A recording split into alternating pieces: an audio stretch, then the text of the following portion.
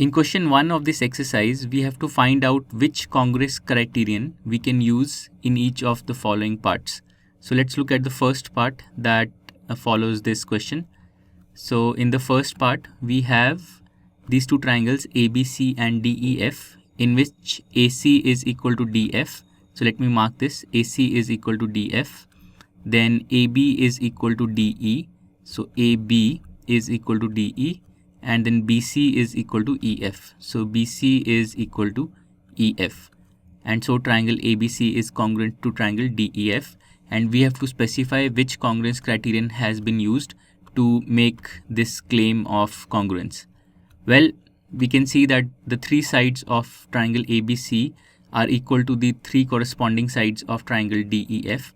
And therefore, in this part, the SSS congruence criterion has been used.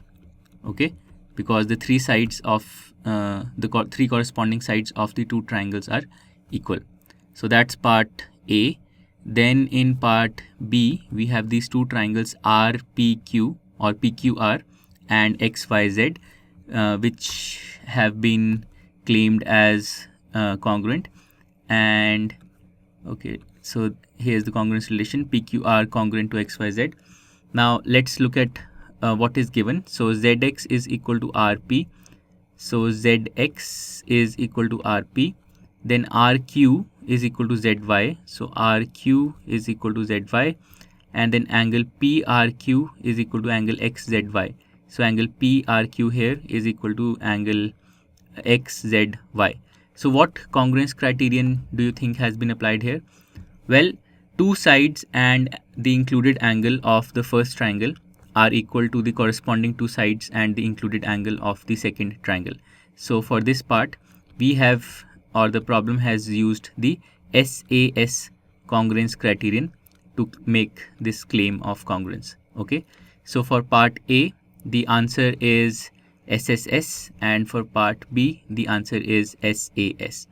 Now let's go to part C, in which we have these two triangles LMN and GFH.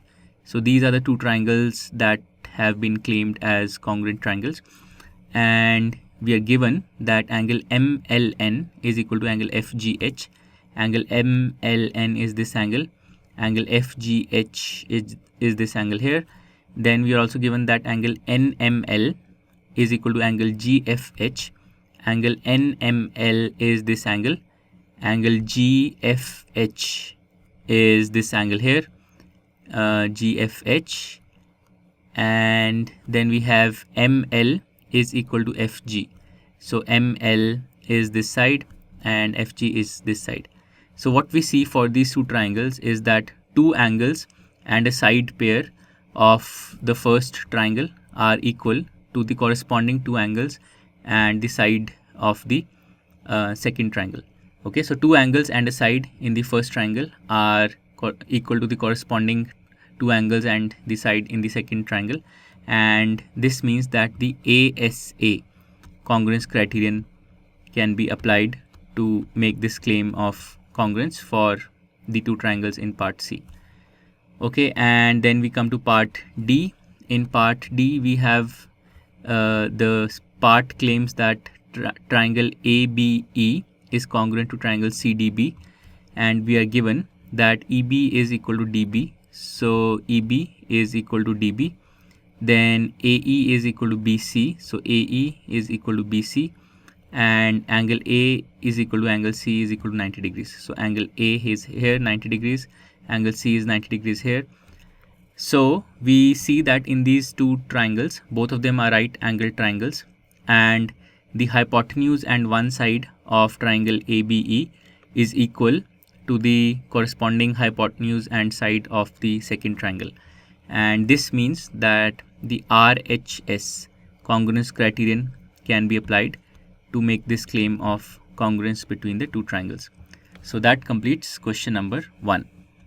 To learn more about how QMath can help you crack school and board exams, explore QMath Leap, a live online classroom program run by highly experienced and committed teachers.